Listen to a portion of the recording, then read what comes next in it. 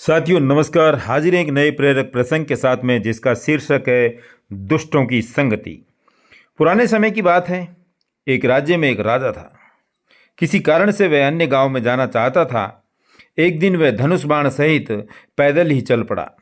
चलते चलते राजा थक गया, अतः वह बीच रास्ते में ही एक बड़े पेड़ के नीचे बैठ कर के आराम करने लगा।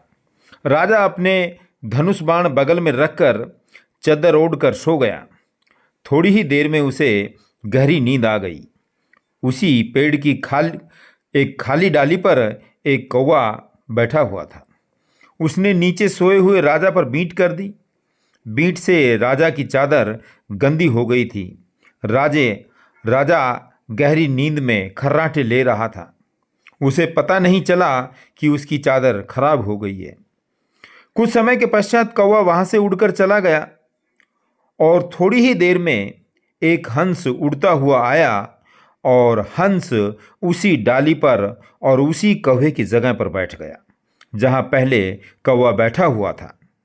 अब अचानक राजा की नींद खुली।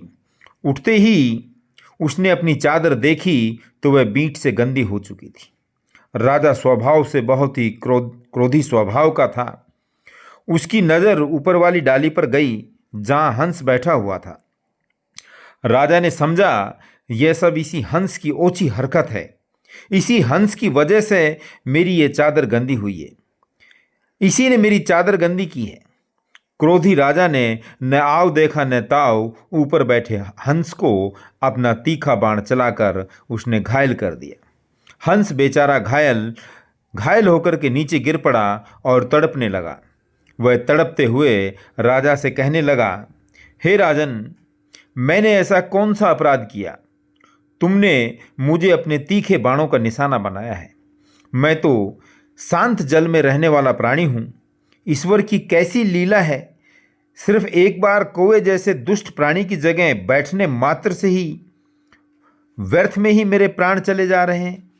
फिर दुष्टों के साथ सदा रहने वालों का क्या हाल होता होगा। हंस ने प्राण छोड़ने से पूर्व कहा, हे राजन, दुष्टों की संगति नहीं करना, क्योंकि उनकी संगति का फल भी ऐसा ही होता है। राजा को अपने किए अपराध का बोध हो गया।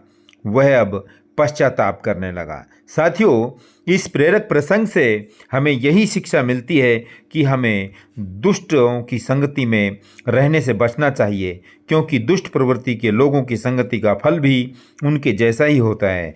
साथ ही हमें किसी भी काम को करने से पहले अच्छे से सोच समझ लेना चाहिए। बिना सोचे विचारे कुछ भी काम नहीं करना चाहिए, क्योंकि यदि हम बिना सोचे विचारे कोई भी काम करेंगे, जल्दबाजी में कोई भी काम करेंगे, तो निश्चित रूप से उसका खामियाजा हमें भुगतना पड़ेगा। साथियों, संगत के असर के संबंध में मैं आपको एक आइंस्टीन का उदाहरण पेश करके बताना चाह रहा हूं कि संगत का असर किस तरह से प्रभावी और कारगर होता है। आइंस्टीन के ड्राइवर ने एक बार आइंस्टीन से कहा, सर, मैंने हर बैठक में आपके द्वारा दिए गए हर भाषण को अच्छी तरह से याद किया है। आइंस्टीन यह सुनकर हैरान रह गया। उन्होंने कहा, ठीक है, अगले आयोजक मुझे नहीं जानते, आप मेरे स्थान पर वहां बोलिए और मैं आपके स्थान पर ड्राइवर बन जाऊंगा। ऐसा ही हुआ। बैठक में अगले दिन ड्राइवर मंच पर चढ़ा और भाषण देने लगा। उपस्थित विद्वानों ने जोर जोर से तालियां बजाई। उस समय एक प्रोफेसर ने आइंस्टीन के ड्राइवर से पूछा, सर, क्या आप उस सापेक्षता की परिभाषा को फिर से समझा सकते हैं? असली आइंस्टीन ने देखा कि बड़ा खतरा है, इस बार वाहन चालक पकड़ा जाएगा। लेकिन ड्राइवर का जवाब सुनकर वे हैरान रह गए।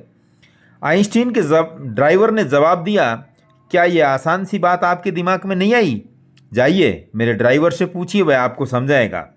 साथियों, इस प्रकरण से हमें यही शिक्षा मिलती है कि यदि आप बुद्धिमान लोगों के साथ चलते हैं तो आप भी बुद्धिमान बनेंगे, और मूर्खों के साथ ही सदा उठेंगे बैठेंगे तो आपका मानसिक तथा बुद्धिमत्ता का स्तर और सोच भी उसी की भांति हो जाएगी। एक रहीम जी का दोहा है, कदली सीप भुजंग मुख, स्वाति एक गुण तीन, जैसी संगति बैठिए तैसो ही फल दीन। रहीम जी ने कहा है कि स्वाति नक्षत्र की वर्षा की बूंद तो एक ही है, पर उसका गुण संगति के अनुसार बदलता है।